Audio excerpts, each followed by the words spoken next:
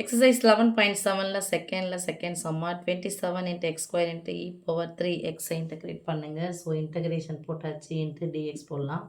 இதில் எப்பவுமே உங்களுக்கு தெரிஞ்சது 27 அப்படிங்கிறது ஒரு மாறிலி. ஸோ வெளியே கூட எடுத்துக்கலாம். இல்லை மீன்ஸ் நான் அப்படியே வச்சுக்கிறனால ஓகே. யூவை எப்படி செலக்ட் பண்ண போகிறோம்? அதுக்கு முன்னாடி எக்ஸ் ஸ்கொயரையும் e power 3xையும் பெருக்க முடியாது.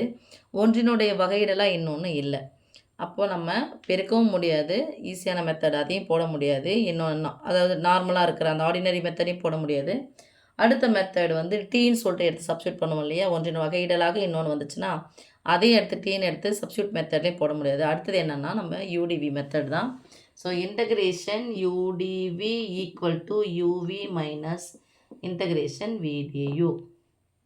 இதில் யார் நம்ம யூவா செலக்ட் பண்ண போகிறோம் அப்படின்னு சொன்னால், அதுதான் யூ செலக்ட் பண்ணுறதுக்கு ஐலேட். ஐ அப்படிங்கிறது இன்வர்ஸ், எல் அப்படிங்கிறது லாகு, ஏன்றது அல்ஜிப்ரா, டி அப்படின்னா ட்ரிக்னாமெட்ரி, ஏனா எக்ஸ்போனன்ஷியல்.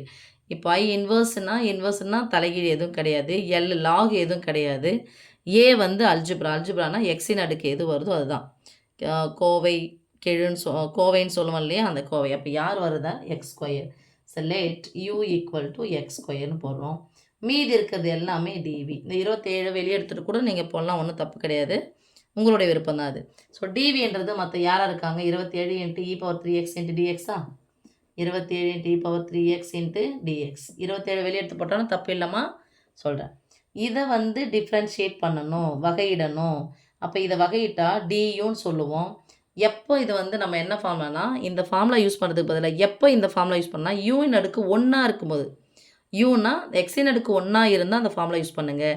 இல்லைனா எந்த ஃபார்முலாவுக்கு போக போகிறோம்? நம்ம பெர்னௌலி தியரம் போக போகிறோம். பெர்னௌலி ஃபார்முலா என்ன? பெர்னௌலி ஃபார்முலா அப்படின்னா, ஸோ இப்போ அடுக்கு 2 இருக்குன்னு வச்சுக்கோங்க, எக்ஸின் அடுக்கு 2ன்னா கண்டிப்பாக ஒரு 3 உறுப்பாவது வரணும். அப்போ integration U DV equal to UV minus என்ன மைனஸ், அடுத்தது மைனஸ் தான். என்ன வரணும் அப்படின்னா, யூவை வகைப்படுத்தினா யூ டேஷ், வியை தொகைப்படுத்தணும். So v1. ஓகே, டேஷ்ன்னா வகையிடல், கீழே 1 போட்டால் தொகையிடல். அடுத்தது ப்ளஸ் போடுங்க. யூவை u1 வந்து யூ டேஷை வந்து வகைப்படுத்தணும், யூ டபுள் டேஷ். இதை தொகைப்படுத்தினா v1 தொகைப்படுத்தினா v2. இங்கே ப்ளஸ்ஸு, இங்கே மைனஸ், இங்கே ப்ளஸ், அடுத்து மைனஸு, எக்ஸட்ரா போய்கிட்டே இருக்கும். ஓகேவா? இந்த ஃபார்முலா நீங்கள் யூஸ் பண்ணிட்டீங்கன்னா, இந்த ஃபார்முலா யூஸ் பண்ணால் இன்னும் ரொம்ப ஈஸியாக இருக்கும். இப்போ இதை நான் வகைப்படுத்த போகிறேன். வகைப்படுத்தினா யூ டேஷ் ஈக்குவல் டு, அடுக்கு முன்னாடி தூக்கின்னு வந்து அடுக்குல வந்து 1 குறைங்க, 2 இன்ட்டு எக்ஸ். அடுத்து யூ டபுள் டேஷ் 2, எக்ஸின் அடுக்கு 1 தான் இருக்குது, முன்னாடி எடுத்துகிட்டு வந்து 1 முன்னாடி எடுத்துட்டோம். 2 2, 1 குறையணும். அப்போ 1லேருந்து 1 போனால் 0, anything power of 0 equal to 1. அதனால் இதோட முடியுது.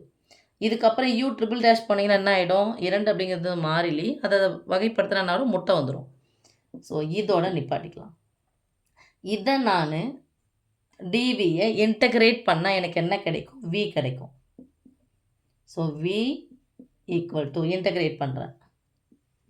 இன்டகிரேட் பண்ணால் 27 இன்ட்டு அடுக்கு 3 பவர் இ பவர் 3x. மேலே என்ன இருக்குது? ஒரு எக்ஸ் இருந்தால் அப்படியே பை 1 போடணும், 3 எக்ஸ் ஆனால் பை 3. ஓகே, இப்போ 1 3 3, 9 3 27, 9 இன்ட்டு இ பவர் 3x. இப்போ v1 இதை நான் என்ன பண்ண போகிறேன்? தொகைப்படுத்த போகிறேன். இதை தொகைப்படுத்தினா 9 அப்படியே வரும், இ பவர் 3x பை 3ன்னு வரும், ஈக்குவல் டு 1 3 3, 3 3 9. அப்போ 3 இன்ட்டு இ பவர் 3xன்னு வரும். அடுத்து இங்கே யூ டபுள் டேஷ் இங்கே v2 வரைக்கும் போடணும். v2 ஈக்குவல் டு இதை இன்டகிரேட் பண்ண போகிறேன். 3 அப்படியே இருக்கும், 3 power 3 e power 3x by 3. 3 3 cancel ஆகிடும், இ பவர் 3x. ஓகேம்மா? இந்த ஃபார்முலா இதை எடுத்துகிட்டு போயிட்டு எங்கே பண்ண போகிறோம்? அந்த ஃபார்முலா சப்ஸ்டியூட் பண்ண போகிறோம். So integration U DV 27 into X square into E power 3x into DX equal to UV, யூக்கு பதிலாக எக்ஸ் ஸ்கொயர், விக்கு பதிலாக 9 into E power 3x. Okay, minus U dash 2 into X, v1 into v1 அது 3 into E power 3x. இங்கே இன்ட்டுன்னு போடுங்க. Okay, அடுத்தது plus u double dash 2 into v2 அப்புறம் தப்பாக போட்டு வச்சுட்டேன் v2 e பவர் 3x அதோட தான் முடியுது ப்ளஸ் கான்ஸ்டன்ட். ஓகே, நான் சொன்னேன் இல்லைங்களா, இங்கே எக்ஸின் அடுக்கு 2 வந்துச்சுன்னா எத்தனை உறுப்புகள் வரணும்? 3 உறுப்புகள். 1 2 3 வரணும். இப்போ பாருங்கம்மா, 3 2 6 இங்கே பிரிக்கலாம். 9 முன்னாடி எடுத்துகிட்டு வந்தாங்க. 9 into X square into E power 3x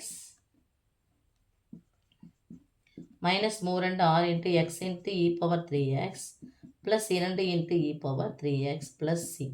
இந்த 3 உறுப்புலையும் யார் பொதுவாக இருக்காங்கன்னு பார்த்தா இங்கே 9 இங்கே 6 இங்கே 2 கெழுக்கள். இதுக்கு சம்மந்தம் இருக்குது, ஆனால் இது சம்மந்தம் இல்லை, விட்டுடலாம்.